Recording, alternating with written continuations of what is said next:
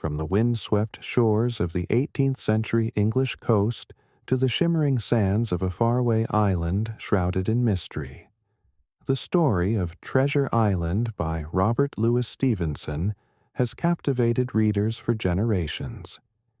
It is a tale of daring escapades, the battle between loyalty and betrayal, and the eternal quest for adventure and fortune. At its heart, Treasure Island is more than just a story about gold and pirates. It is a coming-of-age journey that explores the essence of courage, cunning, and the choices that define one's fate. The story begins in a quiet corner of England, where a young boy named Jim Hawkins helps his parents run the Admiral Benbow Inn. Life at the inn is ordinary and predictable until the arrival of an old sea captain, a man known only as Billy Bones. With his weathered face, scarred body, and a voice that booms with sea shanty verses, Billy Bones brings with him an air of foreboding and mystery. He pays for his room with gold coins and spends his days drinking rum and telling tall tales of the high seas. But there is more to Billy Bones than his drunken rants. He harbors a secret that will change young Jim's life forever. One day, the calm of the inn is shattered by the arrival of pirates seeking the old captain. Their threats and the captain's sudden death thrust Jim into a world he never could have imagined. Hidden among the captain's possessions, Jim finds a tattered map, marked with an X that signifies the location of a vast and legendary treasure, buried long ago by the infamous pirate, Captain Flint. The promise of untold riches sparks a journey that will test Jim's resolve, bravery, and trust in those around him. Jim's discovery of the map sets into motion a grand adventure that pulls him from the safety of the English countryside and places him aboard the Hispaniola, a ship bound for Treasure Island.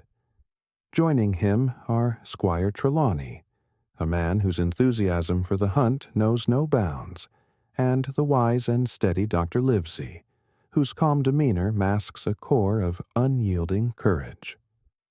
But amid the thrill of setting sail, Jim soon realizes that the ship's crew holds secrets of their own.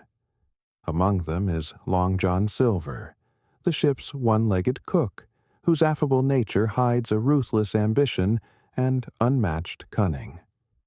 Silver becomes one of literature's most complex villains, a man who can inspire both admiration and fear, capable of loyalty, yet quick to betray when the prize is near. As the Hispaniola slices through the waves toward the island, the anticipation builds. The crew, seemingly loyal and friendly, harbors mutineers disguised as sailors, eager for their share of the pirates' bounty. Jim's growing suspicion leads to a harrowing discovery. Silver and his followers are plotting a mutiny to claim the treasure for themselves. This revelation thrusts Jim and his allies into a high-stakes struggle, where loyalty is scarce and treachery lurks at every turn. The island itself is a character in the tale, a place of beauty and peril, with dense jungles, rocky crags, and hidden caves that whisper of past battles and buried secrets. Here, Jim finds himself on an adventure that tests every ounce of his courage. He must navigate the thin line between heroism and survival, learning to outwit men far more experienced and dangerous than himself. The stockade battles, tense negotiations, and unexpected alliances reveal Jim's growth from an inexperienced boy to a resourceful and brave young man. Throughout Treasure Island, Stevenson paints a vivid portrait of seafaring life, drawing on the rich tradition of pirate lore and the romance of exploration. The tale brims with iconic elements: the creaking of ship's timbers, the crash of waves, the glint of cutlasses under moonlight, and the eternal pull of the sea, which calls to those who crave freedom and adventure. The story delves into the duality of human nature, showing how the same man can be both charismatic and ruthless, trustworthy and deceitful. Long John Silver embodies this duality, capturing Jim's respect and distrust, and leaving readers pondering the nature of loyalty and ambition. The search for treasure is not merely about gold. It is a metaphor for the deeper pursuits of life, adventure, identity, and the triumph of wit over brute force. As Jim and his companions face battles, form alliances, and confront betrayals, they learn that true treasure lies not just in what is buried beneath the sands, but in the bonds forged through hardship and the lessons learned along the way. Treasure Island remains timeless because it speaks to the adventurer in us all, the part that dreams of following a map to distant lands, facing the unknown, and proving our mettle against whatever challenges arise. It is a story that invites us to set sail with Jim Hawkins, to feel the wind in our hair and the thrill of danger in our veins, and to discover whether we, too, have the courage to find our way to the treasure and return wiser for the journey. Chapter 1. The Admiral Benbow Inn and the Mysterious Captain. The story of Treasure Island begins on the rugged coast of England, where the sea crashes against the cliffs and the salt-laden wind sweeps across the landscape. It is here that young Jim Hawkins lives with his parents, helping them run the modest yet welcoming Admiral Benbow Inn. The inn, perched on a hillside overlooking the gray, restless sea, is a quiet place, its wooden beams creaking with the age of countless storms. Life at the inn is routine, marked by the comings and goings of local sailors and merchants who share their stories over pints of ale by the fire. But all that changes one blustery evening when a figure appears on the horizon. He is an old seaman, broad-shouldered and weathered, with a face as craggy as the rocks on the shore.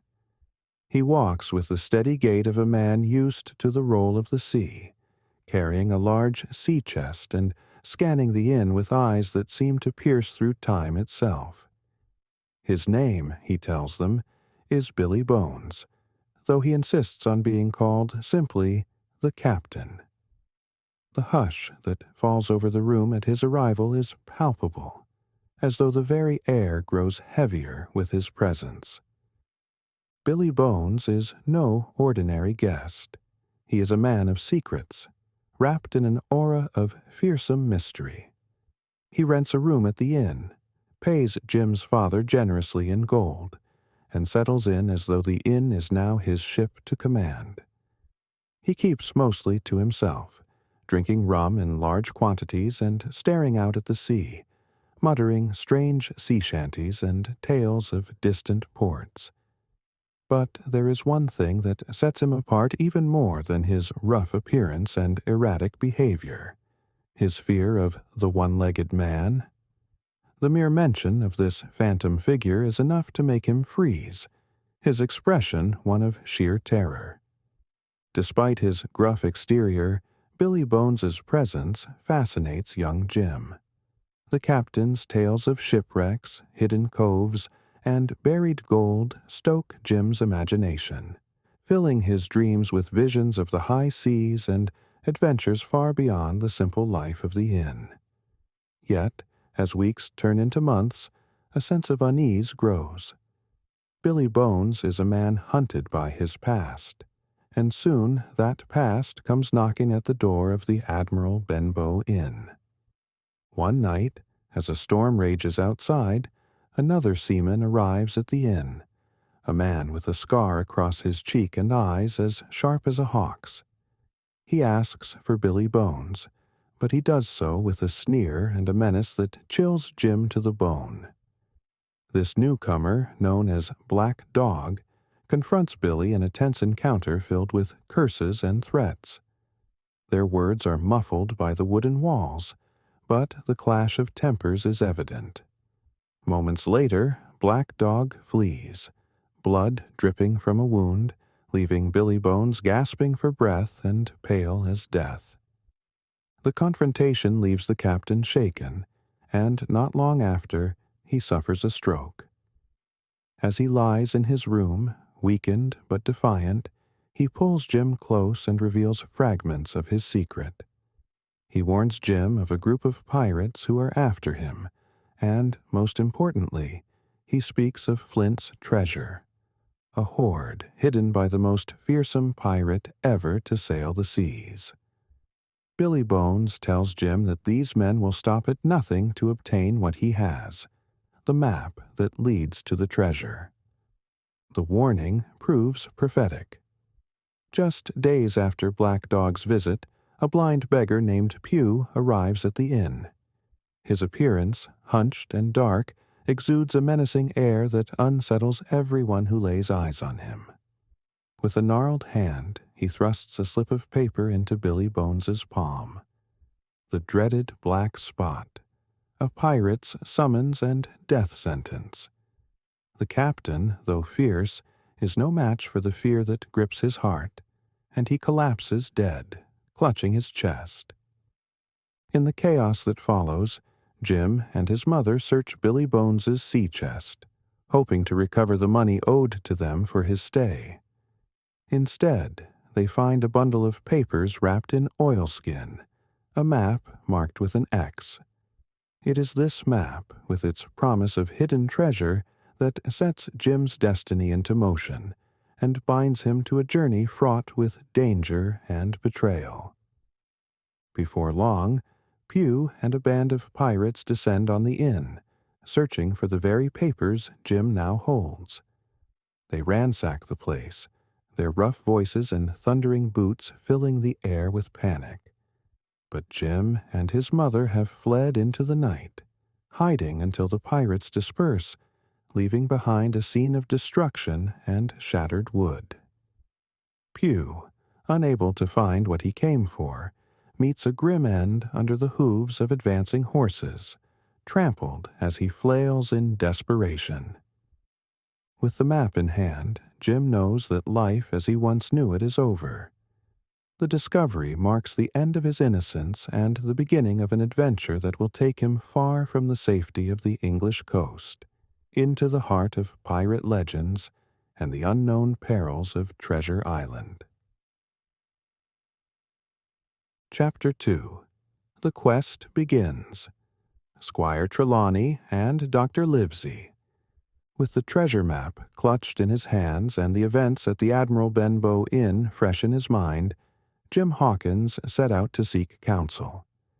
His first instinct was to share the discovery with Dr. Livesey, the local physician, who was known not only for his wisdom, but for his steady nature in the face of trouble. Dr. Livesey, with his calm eyes and composed demeanor, listened intently as Jim recounted the terrifying events, from Billy Bones's last breath to the blind beggar Pew's relentless pursuit. The doctor's brow furrowed as he examined the map, and he knew immediately that it pointed to a prize that would ignite both wonder and danger. Alongside Dr. Livesey, Jim also sought the advice of Squire Trelawney, a man of wealth and ambition, known for his exuberance and love of adventure. When the squire laid eyes on the map, his reaction was one of uncontainable excitement. "By thunder!" he exclaimed, eyes wide with the vision of gold and glory. He declared that this was no mere trinket, but the key to the fabled treasure of Captain Flint, the most notorious pirate of all. Squire Trelawney's enthusiasm was infectious, and plans for the expedition were swiftly set in motion. With his resources and unrelenting zeal, the squire commissioned a ship named the Hispaniola and set about gathering a crew for the journey. The ship, a sturdy vessel built for voyages across the high seas, became a symbol of the daring quest that lay ahead.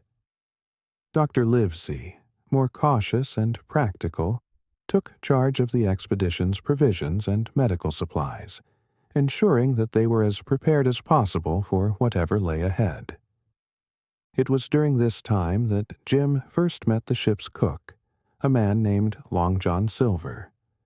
Tall, broad-shouldered, and with one leg supported by a crutch, Silver was a striking figure whose presence commanded both respect and curiosity.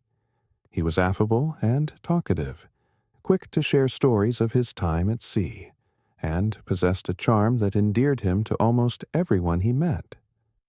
Silver's Tavern, the Spyglass, was a bustling place where sailors gathered, and it was here that Jim saw how Silver could be the heart of any room, his deep voice booming with laughter and tales of daring.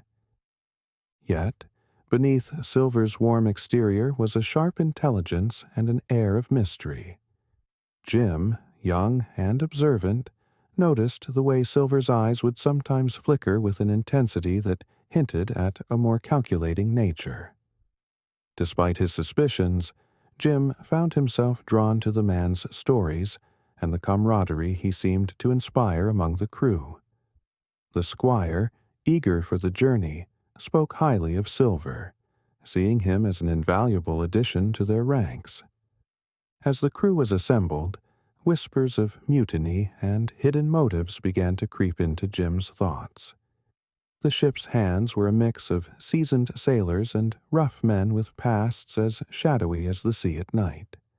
Some spoke in hushed tones of pirates and treasure, their eyes gleaming with a hunger that hinted at more than just gold. Dr. Livesey, ever the voice of caution, reminded Squire Trelawney and Jim to keep their wits about them, warning that treasure was a lure that could turn loyalty into treachery. On the day of departure, the docks were alive with the sights and sounds of a voyage set to make history. The Hispaniola rocked gently against the waves, its sails catching the sea breeze as the crew worked tirelessly to load supplies and make ready for the journey. Jim, standing on the deck for the first time, felt a mix of excitement and apprehension. The call of the sea, the promise of adventure, and the uncertainty of what lay beyond the horizon filled him with both thrill and trepidation. Long John Silver, crutch clanking against the wooden deck, approached Jim with a smile that crinkled the corners of his eyes. "Ah, Jim, lad," he said, placing a reassuring hand on his shoulder. "There's nothing like the open sea to make a man feel alive. Stick by me, and you'll see wonders beyond your wildest dreams." Jim nodded, feeling both reassured and uneasy, as if sensing the dual nature of the journey and the man beside him. As the ship set sail, Jim watched the coast slip away, the green hills of England fading into the distance. The journey had begun, and with it came the knowledge that everything was about to change. The treasure that Captain Flint had buried years before was more than just gold. It was a legend that had the power to inspire greed, test loyalty, and reveal the true character of every man aboard the Hispaniola. Little did Jim know that this voyage would take him into the heart of peril and adventure, where alliances would be forged and shattered, and where the line between hero and villain would blur in the pursuit of treasure. Chapter 3. The Voyage of the Hispaniola. The Hispaniola cut through the waves with a grace that belied the tension simmering below its decks. The first days at sea were marked by a sense of exhilaration.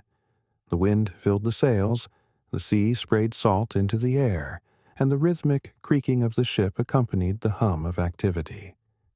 Jim Hawkins felt the excitement and freedom of being at sea, the horizon stretching endlessly before him like a promise. But beneath the excitement, there was an undercurrent of unease that he could not shake. Long John Silver quickly became a beloved figure among the crew. His laughter boomed as he regaled sailors with tales of daring escapes, hidden treasures, and distant ports. He moved with surprising agility despite his crutch, and he was as comfortable giving commands as he was joining in a song or joke. To Jim, Silver was a puzzle. He seemed genuine, and yet there were moments when his eyes would darken, hinting at something deeper and more guarded. The crew's loyalty to Silver was unquestionable, and Jim watched as even the most hardened sailors seemed to gravitate toward him, their loyalty shifting subtly from Captain Smollett, the ship's no-nonsense commander, to the one-legged cook. Captain Smollett was a man of order and discipline, his stern gaze missing nothing. Unlike Squire Trelawney, who was swept up in the romance of the adventure, Smollett was cautious and suspicious. He confided in Dr. Livesey that he was uneasy about the crew and the secrecy that surrounded their purpose. "I don't like this voyage," he admitted one evening, his voice low and wary. "I don't trust the men. They were chosen too quickly, and there's talk I don't like. Mark my words, there's something brewing." Jim found himself drawn into the growing tension. He spent his days observing, helping with simple tasks, and listening intently to the chatter among the sailors. He soon learned that not all was as it seemed. Snatches of conversation hinted at past piracies and alliances forged in dark corners of ports. The cook's galley became a gathering place for whispers and knowing glances, and Jim began to piece together what Silver's jovial stories did not reveal. One night, unable to sleep, Jim crept out of his hammock and found a hidden spot in the hold where he could listen without being seen. It was there, among the shadows and the creaking timbers, that he overheard Silver speaking in a tone that was no longer friendly, but sharp and commanding. The men around him hung on every word as he laid out a plan for mutiny, promising riches and revenge once the treasure was found. Jim's heart raced as he realized the true nature of the voyage. What had started as a grand adventure was about to turn into a struggle for survival. The realization that Long John Silver, the man who had shown him kindness and shared stories, was the leader of the mutineers, shook Jim to his core. He slipped away silently, determined to share what he had learned with Dr. Livesey, Captain Smollett, and the loyal members of the crew. This revelation changed everything. They were not simply sailing for treasure, they were sailing into a trap. The next day, Jim's newfound knowledge cast a shadow over his interactions. He watched Silver more closely, seeing the subtle ways in which he maneuvered the crew and tightened his hold on their loyalty. Jim also noticed how Captain Smollett's demeanor became even more guarded, as though he, too, sensed the storm building on the horizon. Dr. Livesey, ever composed, listened carefully when Jim shared his discovery. His expression hardened, and he nodded solemnly. "We must tread carefully, Jim," he said. "We know now what we face, but we must let them think we are unaware. When the time comes, we will need every ounce of courage and cunning." The Hispaniola pressed on, the wind filling its sails as it journeyed deeper into unknown waters. The sky above was vast and blue, the sea below shifting from deep navy to brilliant turquoise as they neared warmer latitudes. The crew sang shanties during the day, their voices masking the tension that simmered just beneath the surface. Jim felt the weight of his secret, knowing that at any moment the thin veneer of camaraderie could shatter, unleashing chaos. One evening, as the sun set in a blaze of orange and pink, Silver approached Jim. "Ah, there's a good lad," he said, eyes glinting as he leaned on his crutch. "Thinking about the adventures that lie ahead, I'll wager. A smart boy like you will do well when we find that treasure." Jim forced a smile, nodding, though his heart thudded in his chest. He knew the truth. The man before him was not just a cook, but a cunning pirate whose ambitions threatened them all. As the ship sailed onward, the island they sought, Treasure Island, loomed somewhere just beyond the horizon, unseen but drawing closer with every passing day. The crew's songs grew louder, their eyes gleaming with the promise of gold. Yet behind their mirth, Jim could see the shadow of betrayal, waiting to erupt like a storm at sea. The Hispaniola was now more than a vessel. It was a tinderbox ready to ignite. And when the first sight of the island came into view, the real adventure would begin. An adventure where trust would be a rare and valuable treasure, and survival would depend on wit, loyalty, and courage. Chapter 4. The Mutiny and Struggle for Control. As the Hispaniola approached Treasure Island, excitement and apprehension crackled in the air. The island's silhouette emerged on the horizon, a dark shape fringed with dense jungle and crowned by a rugged peak. For the men aboard, it was the symbol of untold riches, of fame and fortune waiting to be claimed. But for Jim Hawkins, the sight of the island filled him with foreboding. He knew that the day of reckoning had arrived, and the uneasy truce aboard the ship would soon shatter. Captain Smollett, Dr. Livesey, Squire Trelawney, and Jim held a quiet meeting in the cabin, their voices low and tense. Jim revealed all he had overheard about the mutiny, and the captain's eyes narrowed as he processed the danger they were in. "We're outnumbered," Smollett said, his voice hard. "But we have one advantage. They don't know we're aware of their plans. We must use that to hold our ground until we can gain the upper hand." The captain set about organizing the loyal crew members, hand-picking those he knew he could trust. The preparations were subtle but deliberate. Weapons were hidden, signals were arranged, and escape plans were discussed. Every moment was a game of deception, where even the slightest hint of suspicion could tip their hand and bring Silver's wrath down upon them prematurely. Long John Silver, unaware that the loyal crew was now on alert, continued to play the role of the affable cook. He moved among the men, his crutch thudding rhythmically on the deck, his smile as broad as ever. But his eyes, sharp and cunning, missed nothing. Jim watched him closely, feeling a shiver each time their gazes met. Silver's charm was a mask, hiding the steely resolve of a pirate who would stop at nothing to claim Flint's treasure. The tension reached its breaking point when the Hispaniola anchored off the coast of Treasure Island. The land before them was wild and untamed, with beaches of white sand giving way to dense, tangled greenery. The scent of salt and tropical blooms mingled in the air, masking the danger that lay hidden within. Silver, seeing the island, called for a party to go ashore. "We'll stretch our legs, lads, and take a look at what awaits us," he said, his voice laced with excitement. Captain Smollett, wary of leaving the ship unguarded, agreed but insisted that only a select few should go.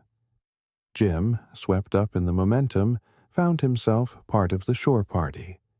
As they rowed to land, the sun blazed overhead, casting long shadows across the water. The sand crunched beneath their boots as they stepped ashore, and the sound of the sea faded behind them, replaced by the rustle of the jungle. It was then that Jim made a split-second decision that would change everything. Slipping away from the group, he darted into the dense underbrush, driven by a mix of fear, curiosity, and the need to gather information. The jungle swallowed him up, its shadows deep and cool. He pushed through ferns and vines, the calls of strange birds echoing around him, until he came to a clearing. There, to his astonishment, he spotted an old, ragged figure who moved like a ghost among the trees. It was Ben Gunn, a marooned sailor who had once been part of Flint's crew. Ben Gunn's eyes glinted with a wild intelligence, and his story tumbled out in broken phrases. He spoke of years spent alone on the island, living off goats and berries, haunted by the treasure that lay buried somewhere within reach yet remained elusive. Jim listened, heart pounding as Ben offered him an alliance. "I'll help you and your friends," Ben said, his voice hoarse. "But I want a share, a fair share, when all's said and done." Back at the beach, Silver's true nature began to reveal itself. The loyal crew had made their move, taking control of the stockade, an old fort that offered some protection. The pirates, realizing they had been outmaneuvered, erupted in fury. Silver's smile vanished, replaced by a cold, calculating stare as he assessed the situation. He knew the battle had begun, but he also knew he held cards the others could not see. The first skirmish came swiftly. Gunfire crackled through the air as the pirates attacked the stockade, their shouts mingling with the crash of waves and the calls of gulls. Jim, now armed with the knowledge of Ben Gunn's allegiance and the strength of the loyal crew, returned to the stockade under cover of the jungle. The scene was chaos. Men shouting orders, muskets firing, and the acrid smell of gunpowder hanging in the air. Inside the stockade, Captain Smollett stood resolute, shouting commands as the defenders repelled wave after wave of attacks. Dr. Livesey worked tirelessly, tending to the wounded while keeping an eye on the fight.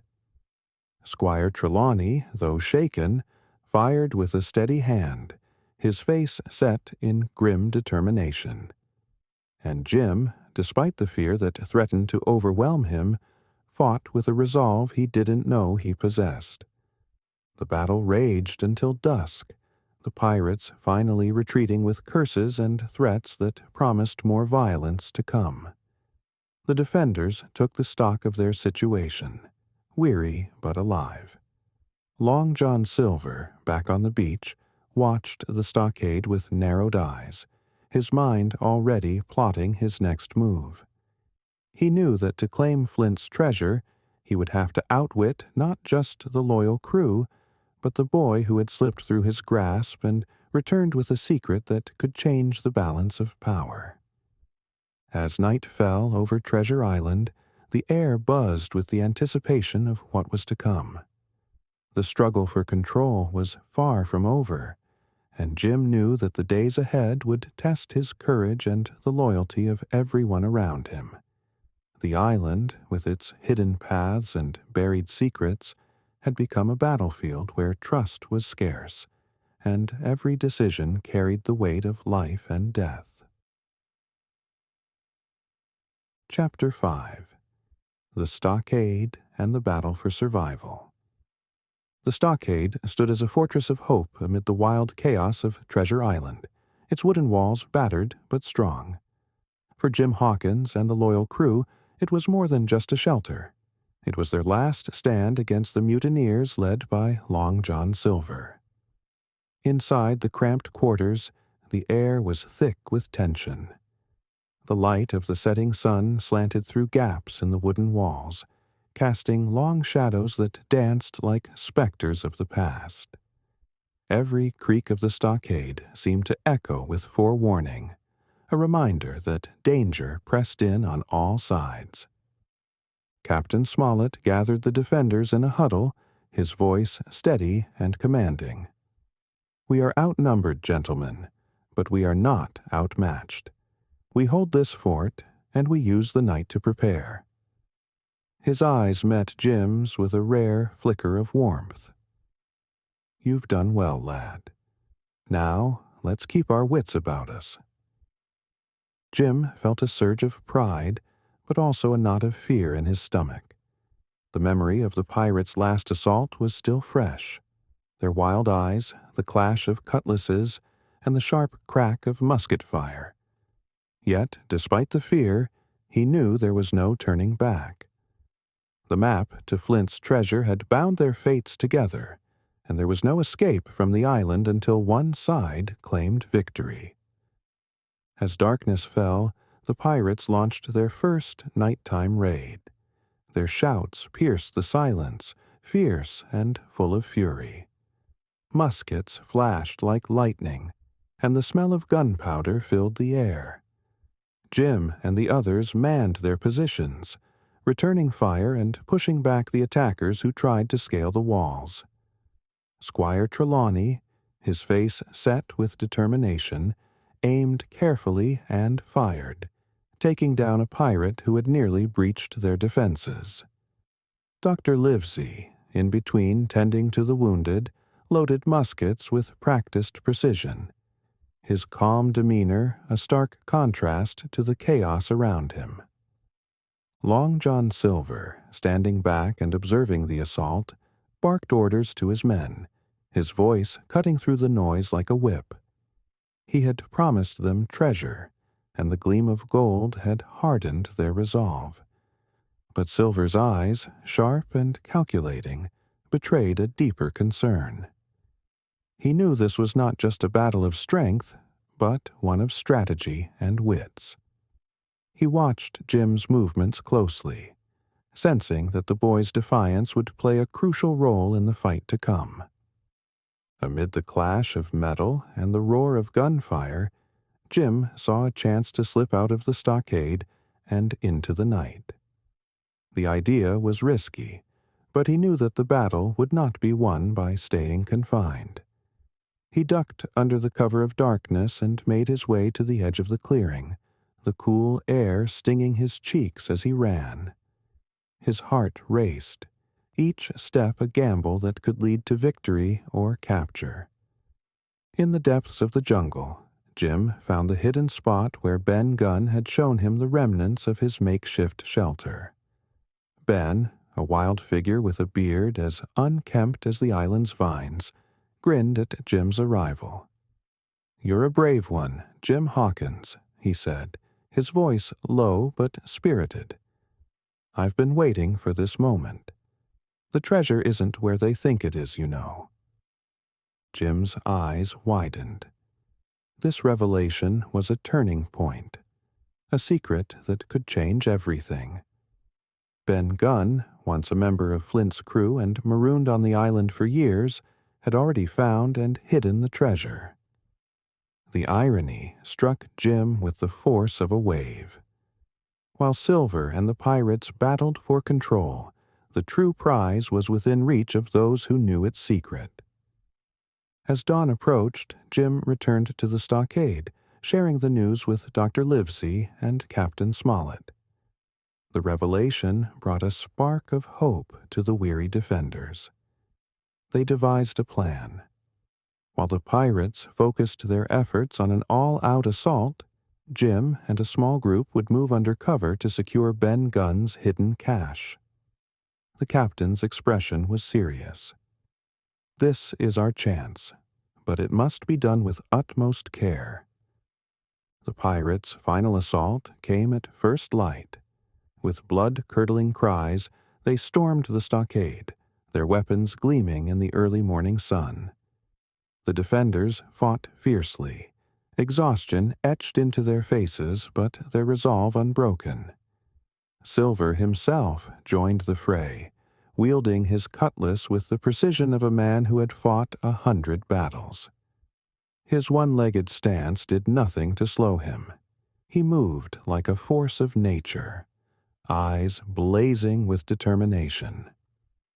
Amid the chaos, Jim and his companions slipped out, following the path to Ben Gunn's hideout. The jungle, alive with the sounds of morning, felt like an accomplice to their mission, sheltering them as they raced against time. Jim's heart pounded as they reached the hidden cave where the treasure was stashed. chests brimming with gold and jewels, the legendary hoard of Captain Flint. The sight was dazzling, but there was no time to linger. They secured what they could carry and prepared to return to the stockade. Back at the fort, the battle reached its fever pitch. The pirates, seeing their efforts falter, began to waver. Long John Silver's voice rose above the din, urging his men on, but doubt flickered in his eyes. When Jim and the others returned, laden with gold and news of their success, the tide shifted. The sight of Flint's treasure in the hands of the loyal crew broke the spirit of the pirates. Defeat settled over them like a heavy fog, and some began to fall back, eyes downcast and voices silent. Silver, realizing the battle was lost but ever the pragmatist, approached the defenders with a proposition. "We'll parley," he said, the fire in his eyes replaced by shrewd calculation. "You've won this round, gentlemen, but I think we can come to terms, can't we?" Captain Smollett considered the offer, knowing that they had secured the treasure but that leaving the island still posed risks. The pirates, defeated but not broken, would be a threat until they sailed away from Treasure Island's shores. As the sun rose higher, casting golden light over the island, a fragile truce was struck. Jim Hawkins, his heart still racing from the night's events, felt the weight of the journey settle on his shoulders. They had survived the night, claimed the treasure, and outwitted one of the most cunning pirates to ever sail. But he knew that until they set sail for home, the adventure was not truly over. Chapter 6. The Treasure Hunt, Deception and Revelations. With the morning sun casting long shadows over the island, the stockade stood as a bastion of hard-won victory. The battle had left the defenders exhausted, their faces streaked with sweat and soot. Jim Hawkins, clutching the satchels of gold and jewels retrieved from Ben Gunn's hidden cache, felt the weight of triumph and the deeper weight of what still lay ahead. The sight of the treasure, the glint of gold coins, the sparkle of gemstones, filled him with awe. Yet, he knew the battle for the soul of the expedition was not finished. Long John Silver, ever the strategist, took advantage of the uneasy truce. His posture was relaxed, his crutch steady, and his gaze sharp as he spoke with Captain Smollett and Dr. Livesey. "We've both had our fair share of the fight, haven't we?" he said with a smile that didn't reach his eyes. "But what's done is done. Let's get off this island with what we can carry and leave this cursed place behind." The crew's reaction was mixed. The loyal men looked to Smollett for guidance, trusting his judgment after his leadership during the defense. The remaining pirates, weary and defeated, eyed Silver warily, unsure if their captain would stand by them or abandon them for his gain. For Silver, the path forward was as much about survival as it was about claiming any share of the treasure. The hidden treasure itself, buried long ago by Captain Flint, was the stuff of legend. Tales of bloodshed and betrayal had surrounded its origins, and now those who sought it faced the same shadows. As Jim watched Silver and Smollett negotiate, he sensed that the island held secrets even beyond the gold. The map that had set their course was only part of a larger story, a story that had cost many their lives and now defined the fate of everyone present. Dr. Livesey, ever cautious, agreed to the truce under specific terms. "We'll divide what we can, but there'll be no more bloodshed. We sail home together, or not at all," he declared, his voice firm. Silver nodded, his eyes calculating as he agreed, though Jim knew that Silver's word was as changeable as the wind. As they moved to collect the remainder of Flint's hoard, Jim felt a chill run down his spine. The jungle, usually teeming with life, was eerily quiet, as if it too waited for the outcome. The hidden cave where Ben Gunn had kept the treasure was deeper and darker than it had seemed before, filled with the weight of time and secrets. The chests, reinforced with iron and covered in layers of dust, bore the marks of Flint's crew, a legacy of greed and violence. When the treasure was laid out, the reaction was electric. Eyes widened, mouths hung open, and the glint of gold reflected in faces twisted by greed and ambition. Silver's expression was unreadable, a mix of victory and calculation. "There it is, lads," he said, gesturing grandly. "The end of all our troubles and the start of our fortunes." But the moment was interrupted by a sudden, sharp cry from the jungle. The weary pirates exchanged glances, hands drifting to their weapons. The sound was followed by silence, the kind that comes before a storm. Then, from the underbrush, figures emerged. Ben Gunn stepped forward, a gleam of triumph in his wild eyes. "Thought I'd let you have it all without a fight?" he said, his voice tinged with a manic edge. Jim watched in stunned silence as Gunn revealed that he had moved part of the treasure to another hidden location long before the arrival of the Hispaniola. Flint's legacy was not just in the gold, but in the betrayal and madness that it had bred among his crew. The revelation sent a ripple of shock through the group. Silver's face darkened, and he stepped forward, his tone dangerously low. "You old rat," he said. "All this time you had us chasing shadows." Before the tension could erupt into violence, Dr. Livesey intervened. "Enough. We have what we came for. This island has claimed enough lives. We leave now, or we lose everything." His words cut through the chaos, reminding them of the cost of their greed. The pirates, beaten and sullen, relented. Silver, with his uncanny ability to adapt, feigned a laugh. "Aye, Doctor, you're right. We've got what we need. Let's be done with this place." His eyes met Jim's, and, for a moment, the young boy saw a flicker of something like respect, or perhaps recognition of their shared will to survive. With the remaining treasure secured and loaded onto the ship, the group prepared to set sail. The mood was somber, not the triumphant return that had been imagined. The pirates, those who remained loyal to Silver, muttered among themselves, glancing at their leader for signs of their fate. Silver, ever the opportunist, kept his cards close, knowing that his survival depended on every decision he made from that moment onward. Jim, standing at the edge of the deck as the Hispaniola pulled away from the cursed shores of Treasure Island, felt a wave of relief and sadness wash over him. The island receded into the horizon, its secrets buried once more, but the lessons of the journey, loyalty, bravery, and the dark side of human nature, would stay with him forever. Chapter 7.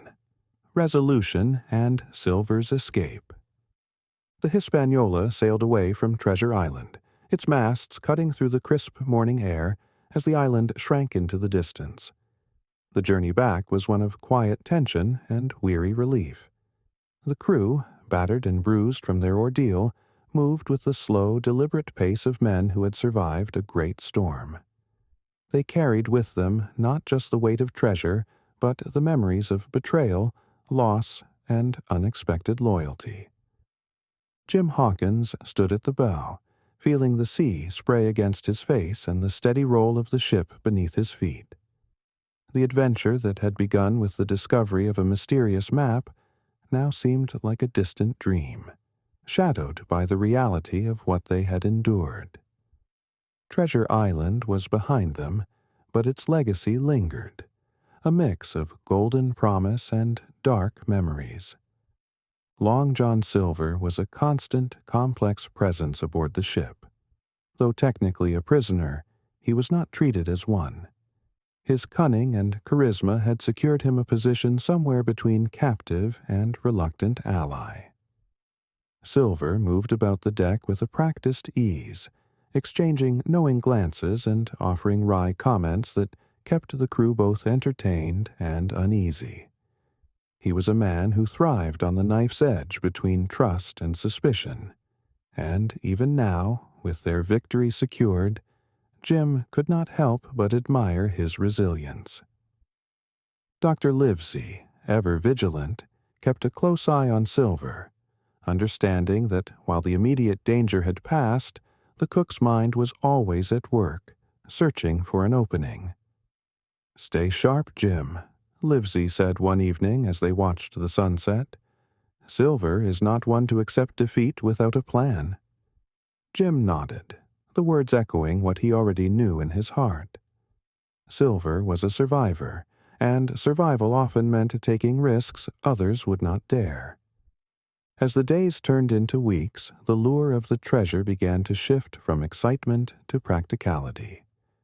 The chests of gold and jewels were carefully stored, their contents sparking quiet conversations among the loyal men about what life would be like once they returned to England.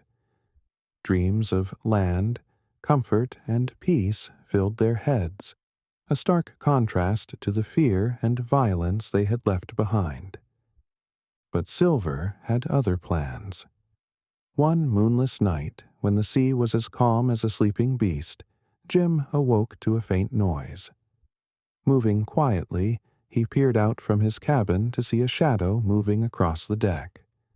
The glint of moonlight caught the polished metal of Silver's crutch as he limped toward the longboat tied to the ship. A knot formed in Jim's stomach. Silver was making his move. Jim's instinct was to call out, to alert the others, but something stopped him. He watched as Silver, ever the seaman, untied the longboat with practiced skill and began to lower himself into it. The sound of the ropes creaking and the gentle splash of water were the only noises in the stillness. Before he pushed off, Silver looked up, and for a fleeting moment his eyes met Jim's. There was no malice in his gaze, only a look of acknowledgement, perhaps even respect. Jim felt a strange mix of emotions: anger at the betrayal, relief at avoiding a confrontation, and an unspoken understanding that Silver was bound by his nature to seek freedom above all else. With a whispered, "Goodbye, lad," Silver pushed off into the darkness, rowing with powerful strokes that carried him away from the Hispaniola and into the night. Jim watched until the silhouette of the boat was swallowed by the sea and sky, the man who had been both friend and foe vanishing into the unknown. The next morning, the crew discovered Silver's escape, met with reactions ranging from curses to quiet acceptance. Captain Smollett's jaw tightened, but he said nothing, understanding that Silver's absence might be a blessing. Dr. Livesey, upon learning of Jim's silent witness, simply placed a hand on the boy's shoulder and nodded. "Sometimes, Jim," he said, "letting go is the wisest course." The remainder of the voyage passed without incident. When the Hispaniola docked in the familiar port of Bristol, the chests of treasure were unloaded with care, each piece of gold and glittering jewel a testament to the harrowing journey they had survived. Squire Trelawney, beaming with pride and already envisioning tales of adventure to share in drawing-rooms and at grand banquets, oversaw the distribution of the loot. Jim, standing on the dock and looking out at the sea, felt a profound change within him. The boy, who had once dreamed of adventure, had grown into someone who understood the costs that came with such dreams. the faces of those they had lost, the lessons learned about trust and betrayal, and the fleeting nature of greed weighed on him. Treasure Island was behind him now, but its lessons were carved into his memory. As for Long John Silver, rumors would drift back over the years, tales of a one-legged man seen in distant ports, a rogue sailor who told grand stories and disappeared before morning. Whether he found peace or continued to chase fortunes and danger, no one knew for certain. But Jim Hawkins, whenever he thought of Silver, would remember the shadow on the deck, the shared glance and the whispered farewell that spoke of a bond forged in the fires of adventure and tempered by the mysteries of the sea. The legacy of Treasure Island. The story of Treasure Island did not end when the Hispaniola docked in Bristol, nor did it fade when the last chest of gold was stored away. Instead, the tale endured, whispered in sailors' taverns, retold by the fireside, and preserved in the memories of those who sailed on that fateful journey. For Jim Hawkins, the boy who had left the shores of England in search of adventure, life would never be the same. The innocence of youth had given way to the deeper understanding of bravery, loyalty, and the thin line between heroism and treachery. Jim's return was marked by both relief and reflection. The echoes of battle, the salt-stained air of the stockade, and the thrill of discovery stayed with him like an old melody. The treasure that had seemed to promise fortune and freedom became a symbol of much more. The trials that tested his mettle, the friendships forged under fire, and the lessons learned about trust and deception. Even as he grew older, each golden coin reminded him not just of what was gained, but of the price paid for it. The lives lost, the moments of fear and resolve, and the unforgettable figure of Long John Silver. Silver himself became part of the legend, a name spoken with admiration and caution. To some, he was the embodiment of cunning and survival, a pirate whose loyalty shifted like the tides. To others, he was a villain whose ambition knew no bounds. But for Jim, Silver remained an enigma, a man who was both a mentor and an adversary, capable of kindness and cruelty, a rogue who valued freedom above all else. Whenever tales of a one-legged sailor reached Jim's ears, whether in passing rumor or distant story, he would feel that familiar pang of wonder and respect. Captain Smollett, true to his word, retired from the sea, content with his share of the treasure and the knowledge that he had led his men through storm and mutiny with unwavering command. Dr. Livesey continued his practice, bringing the same calm precision to his patients as he had to the battlefield. And Squire Trelawney, ever the storyteller, ensured that their adventure lived on in embellished tales that thrilled guests in his drawing room. The legacy of Treasure Island was not just gold and jewels, nor the map that had started it all.